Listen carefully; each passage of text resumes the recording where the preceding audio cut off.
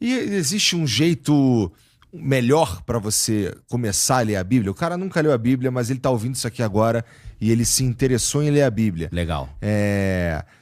Pelo que você tá falando aí, tem tanta nuance que, no mínimo, vai ter que ler mais de uma vez, né?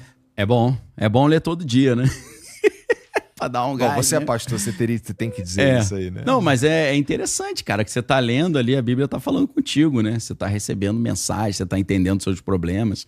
Por isso que, na verdade, Bíblia é um nome grego, né? Que é Tavivlia, em grego, que significa os livros. Vem de tovivlos, ou biblos, por isso que é Bíblia, né? Biblioteconomia, bibliografia, porque é biblos, mas não fala biblos em inglês, fala vivlos, porque o B tem som de V, né? É igual tipo espanhol, né? Que o cara fala Victor em vez de Vitor. Então, no grego é assim que se fala. Então, tovivlos é o livro. Então, esse livro é o livro dos livros, meu. Tá, a Bíblia é outro livro. É o fundamento do mundo ocidental, meu irmão. É o fundamento. Ainda que o cara fale que não é, mas pô. Não, né? sim. Não, muita gente diz que não é, que isso aí, não, o cristianismo e o judaísmo tiveram importância nenhuma, entendeu? Você fala, pô, meu irmão. Teve. Você tem uma forçação de barra terrível, né? Você pode gostar ou não, você pode achar bom ou não. Cara, se você pega um livro de um indiano chamado Vishal Mangavaldi, é legal porque o cara é indiano, né? Ele não é europeu.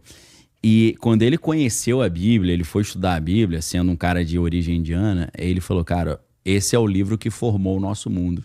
E ele escreveu um livro com esse nome, O Livro que Formou o Nosso Mundo, que é genial, sensacional. Tem um livro chamado Domínio também, que vai mostrar como a Bíblia é o fundamento de todo pensamento contemporâneo, de tudo, né? E é claro que quem não gosta muito disso, sabe que para você derrubar o mundo ocidental, você tem que derrubar a cultura cristã. É por isso que o cristianismo é tão atacado, né? Porque o cristianismo é a infraestrutura que criou e sustenta toda essa ideia que a gente tem no Ocidente de direito natural, a democracia, a ciência vem do cristianismo, cara. Isso não tem... É meio óbvio, né? Não é por acaso surgiu na Europa, porque a Europa era cristã. Isso é muito óbvio não, na verdade, cara. Inclusive, me fala um pouco mais. Bora, pô. Porque o que acontece? A humanidade viveu uma época chamada Idade das Trevas. Sim. Que era dominado pela religião, pelo catolicismo, majoritariamente. Sim. E que que é a era da escuridão mesmo, assim, a gente não produzia ciência nessa época. Mas sabe o que é legal? O filósofo, ele chega assim e fala, você tem que rever tudo, né? Questionar tudo. Então, vamos lá, né? Quem que deu o nome de Era das Trevas? Fomos, sei lá. Entendeu? Eu vi na escola. Foi algum historiador, não foi? Foi. Você acha que esse historiador gostava da igreja ou não? Entendeu?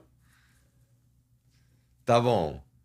Revisionismo histórico ao vivo aqui agora. Cara, se você pega tribos indígenas brasileiras, por exemplo, uma tribo, ela se chama de a tribo iluminada.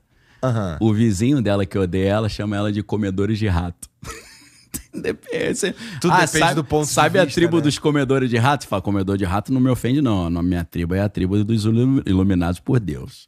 Não, mas eu conheci como comedor de rato. Porque você leu a história contada pelo meu inimigo. A história foi contada pelos inimigos do cristianismo. Isso atrapalha um pouco, né? Porra, então tu vai ter que me ajudar aí, então. Vou ter que ajudar pra caramba, cara. Cara, na Idade Média aconteceu, por exemplo, a Renascença Carolíngia. Renascença Carolíngia, sabe o que foi? A igreja chegou e falou, precisamos preservar o conhecimento. Precisamos treinar as pessoas a ter o conhecimento. Precisamos ensinar a cultura. Qual era o objetivo desses caras? Formar pessoas que conheciam tinham acesso a todo o conhecimento. Porra, quem que inventa esse negócio de biblioteca e tal? São as igrejas, meu irmão. Os caras que falam, pô, vamos guardar o conhecimento. Bom, tinha os monges copistas, por exemplo. Exato, né? pô. E, cara, e se não fosse essa abordagem, a gente não teria hoje Aristóteles, Sócrates, Platão. Os caras teriam perdido tudo. Os árabes preservaram isso e, através do contato da igreja com os árabes, eles preservaram e ensinaram. Os caras não chegaram, não leia Platão porque ele vai falar coisas... Não, os caras estão ali lendo. É claro que existia o índex, né? O índice dos livros proibidos, né? Index Librorum Prohibitorum, né? Quem quiser mergulhar numa história loucaça sobre isso, é só ler O Nome da Rosa do Humberto Eco, né? Humberto com U, tá? Né? Com H, não. Que tinha um veneninho, né? no livro, o cara lê o livro e dá uma Esse mulher... é bom, inclusive, viu, família? Pega esse daí. Esse é bom. Então, cara, os historiadores, eles tiveram uma humildade na década de 20 para reconhecer que a história não é o relato das coisas exatamente como elas aconteceram. Um cara que hoje chega para você e fala assim, não, a história prova. Você fala, calma, você não pode achar que a história é verdade absoluta. A história é um pensamento construído por pessoas que têm o seu viés, a sua preferência, a sua influência. Isso começa na década de 1920. Não estou falando década de 20, 2020. Estou falando década de 1920. Então, assim, vou te mostrar como é que esse problema acontece na teologia e como eu tive debates, sempre tem debates nesse sentido. Na teologia, é muito estranho você ver que a teologia ela foi impregnada por pessoas céticas que não acreditam em Deus, que é mó loucura. É como se a diretoria do Corinthians fosse do pessoal do Flamengo, que era entendeu? Você fala, tá meio estranho isso aí, né? Mas tudo bem. Surgiu um filósofo e teólogo alemão chamado Rudolf Bultmann, e ele criou uma ideia que é a ideia do demitologizar o evangelho. Tá. Qual é a ideia que ele inventou? Ele inventou o seguinte. Trazer as coisas pro mundo natural. Exato. Ele falou assim, olha, esse negócio de que Jesus era filho de Deus, que ele fazia milagre, que ele morreu e depois ressuscita, isso aí foi uma roupagem que os caras colocaram na história, de um cara gente fina que existiu, mas não fez nada disso. Eles colocaram essa roupagem mitológica, né? Porque a história dessa forma, com essa roupagem, ela ganha muito mais adesão e ela se espalha com muito mais facilidade. Então isso aí foi uma estratégia de propaganda. Então ele separa o Jesus da Bíblia do que ele vai chamar de Jesus histórico. O Jesus histórico é você pegar o Jesus e tirar toda a parte sobrenatural dele.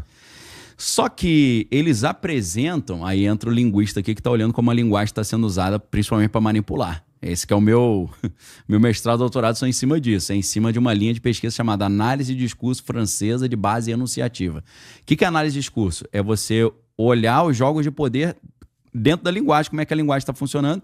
O aporte principal ali é o Michel Foucault, que ele dá essa, principalmente com Arqueologia do Saber e As Palavras e as Coisas. São livros incríveis. Quando eu olho o cara falando que o Jesus histórico é o Jesus verdadeiro e o Jesus bíblico é o Jesus falso, eu falo, peraí, você está usando você está usando histórico como sinônimo de verdadeiro. Até 1920 você podia fazer isso. A partir de 1920, com um grupinho chamado Escola de Análise, tu não pode mais fazer isso. Porque a Escola de Análise chegou e falou, peraí, a história não é um negócio que a gente acha como se fosse uma arqueologia, que você está cavando e achei uma pepita de ouro. Aí você não acha a história. A história é como se fosse um monumento que você vai construindo. A história não é um documento que eu encontrei, é um monumento que é construído pelo homem que é falho e tem as suas preferências. A Escola de Análise começa a propor isso, né? Com Brodel, né? Os importantes historiadores. Então, quando você vai pensar, a Idade Média foi a Idade das Trevas, cara, aconteceu coisa legal pra caramba na Idade Média.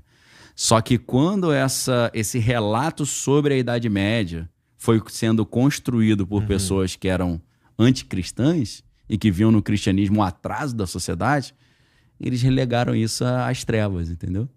Descartes nunca poderia ter instaurado a Idade Moderna, onde traz o racionalismo, se ele não tivesse essa base de todos os filósofos que vieram antes, até do Tomás de Aquino, Duns Scott, dos filósofos anteriores. Você pega, por exemplo, Steve Fuller, que é um sociólogo contemporâneo, ele é vivo ainda, e ele conta toda essa história mostrando como é que a Idade Média não foi das trevas e foi ali que surge a ciência. As bases da ciência surgem ali. A ciência surge no cristianismo porque o cristianismo, e o judaísmo também, obviamente, parte do princípio que o conhecimento é possível. Chegar à verdade é possível. Pra gente isso parece muito óbvio, mas na filosofia isso não é óbvio. Isso é o problema do ceticismo. Isso parece óbvio pra tu porque tu é burro. Né? Porra, é fácil chegar na verdade? Filosofia é isso, cara. É você sair do óbvio. Você se afastar das coisas e falar, peraí, isso aqui tem umas paradas estranhas acontecendo aqui. Quer ver uma parada que é altamente estranha, que a gente acha normal? O ser humano se reproduzir, meu irmão. Essa parada, não tô falando o ato, tô falando o que acontece depois. Porque o ato é fácil você entender, né? Deu vontade, eu fiz. Não, animal. Depois que tiver com a aliança no dedo. Exato, na minha leitura cristã, né, obviamente. Cara, imagina você, um computador, ele se transformar num outro computador. Um ser eu tava pirando nisso aí, eu achei, nossa, caralho, preciso dormir aqui, olha só a pira que eu tô tendo.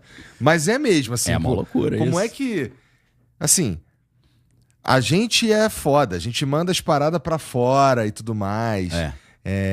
Mas a gente não consegue assim, a gente consegue até a gente consegue fazer uns clones, né? Mas a gente não consegue criar um negócio do nada. Junto com um outro negócio, esses dois negócios de forma autônoma se juntam e fazem um terceiro negócio, que é a mistura dos dois. Então, já seria super impactante você ver um computador se reproduzir e construir um outro idêntico a ele, ou ele cruzar com o outro e nascer um que tem o melhor dos dois, que é o que acontece no corpo humano, né? A gente tem ali Eu queria ser médico, né? Por isso que eu estudei um pouquinho de biologia, né? Tentei 3 vezes e não deu, fui ser médico de almas. Caraca! Você gostou do Somebody Love? Dito isso, sábado lá na Bola de Neve. Sabadão. O evento sábado lá, pessoal, é um evento especial, é pago, tá? A gente não cobra pra entrar na igreja, mas é um evento pago que é uma estrutura toda, que é o Avalanche, tá bom? Se você quiser participar, aproveita, é só você entrar lá no perfil no Instagram Flame Bola de Neve Flame Sede Oficial. Tem lá como é que você se inscreve. Mas assim, se você quiser ir domingo, culto manhã e noite aberto, tá? É porque eu tinha comentado com o Igor aqui nos bastidores, né? Médico de almas. Médico de almas. Não consegui ser médico do corpo, passei a ser médico. Mas de fato, a reprodução é um... Cara, é muito misterioso. Porque uma célula humana, ela é mais complexa que o computador inteiro. Sabe o que é maluco sobre essa história, né? No meu ponto de vista é o seguinte, cara, a gente consegue, com o conhecimento que a gente tem, explicar a reprodução, cada etapa. A gente consegue mostrar o que acontece. O básico, pelo menos. Isso, não. Faz sentido. O ponto é, olha só o que acontece. Olha só, acontece, isso daqui assim isso causa isso. Agora, por que dá certo? Por que... Como é que a parada vai fazendo? Isso é muita loucura, meu irmão. Por quê? Porque você descobre que existe uma complexidade irredutível. Você pega o ser humano, aí o ser humano é composto de órgãos. Os órgãos são compostos de tecidos, tecido de célula. As células de organelas que estão dentro da célula. Daqui a pouco você está no átomo. Mas chega um momento, cara, que tem uma complexidade mínima. Tu não consegue descer. Então o mundo, para ele ter começado, ele já começa com um nível de complexidade incrível. Não só a realidade como o nosso universo, mas a vida também. Então, cara, é realmente um negócio louco quando você imagina que a vida... Se eu falar a vida humana, né? Para ficar mais fácil. Quando as células começam a fazer tudo sozinhas ali, né? Montar os tecidos, né? Aí vai as fases, né? Do óvulo ali, vira mórula, gástrula, blástula, neurula. Neurula é porque já vai fazendo as partes... Ele tá fazendo aquilo tudo sozinho. Por quê? É um código que está sendo executado. Houve uma programação. Assim como o computador tem uma tabela ASCII, tem um boot, e o boot é um negócio interessante pra caraca, né? Porque, assim, quem é da área de computação me corrige aí depois se eu estiver ensinando errado, mas uma coisa eu sei de fato. Boot é uma palavra que vem das histórias do Barão de Munchausen, ou Munchausen, né? Em alemão é Munchausen. O Barão de Munchausen tem uma história dele que tem um episódio que ele tem umas botas e ele puxa o cadarço da bota e sai voando, né? Você sai voando puxando o próprio cadarço. Eu nunca li o livro, mas eu vi o filme. O filme é uma loucura, né? Muito louco aquele filme. Então, o boot é isso. O computador é como se o computador acordasse e falasse, onde estou? Quem sou? Aí ele fala pra ele mesmo, não, você é um computador. Aliás, eu sou um computador. E é pra fazer o quê? Ele faça isso, mas eu não sei fazer isso. Não, vou te ensinar. Ele falando com ele mesmo, você fala, pô, como é que você tá ensinando a você mesmo um troço que você não sabia, pô? O boot é isso, é uma loucura. E aí ele vai se ensinando, não, faz isso. Mas como é que faz? Eu não sei. Aí ele começa a pensar com ele mesmo, não, é assim que faz, porque tem a tabela e tal. Isso aqui tem o código binário, né? Quando é 100, 100, faz isso. Porque o código de programação são vários comandos. Faça isso, faça isso, faça isso, faça isso. E você vai ver que a célula, o corpo humano, é tudo isso. Faça isso, faça... Agora, pô, não tem nenhum código de programação que não tem um programador que programou, pô. Entendeu? E o código de programação, ele tem um nível de complexidade incrível, que é, você tira uma letra. Vamos supor, você tem lá na tabela ASCII, lá tem 1, 0, 1, 0, 0, 1, 0. Você tira um 0 ali, mesmo, você destruiu tudo, mesmo. Então, tem que ser... Ou ruim de tudo vai sair um troço completamente diferente. Né? Tem que ser muito... E no nosso caso também, se a gente erra um pouquinho, quer dizer, se acontece um erro no meio do caminho, acontece alguma coisa no resultado final também. Dá uma zebra terrível, né? A gente tem, por exemplo, a mitose e a meiose, né? Mitose é a célula fazendo uma cópia dela mesma. Chega um momento que a pessoa já está meio idosa, que essas cópias começam a sair meio... Aí o cara vai envelhecendo, o tecido vai envelhecendo, né? O sistema imunológico já não funciona tão bem, a digestão não funciona. Por quê? Porque é igual você tirar xerox da xerox da xerox. Tem uma hora que o desenho tá todo fosco, né? Então, cara, é muito interessante. Já a meiose é a reprodução. É quando, em vez da célula se copiar, ela se divide no meio... Aí faz o espermatozoide para se unir ao óvulo para poder fazer um negócio novo. Aí tem o crossing over. Crossing over é quando essas células vão se unir e elas fazem uma recombinação do DNA para gerar o que a biologia vai chamar de variabilidade genética. Porque se você tem... Imagina, você tem um bairro com pessoas que são tudo clone. Né? Imagina se o cara se reproduzisse se clonando.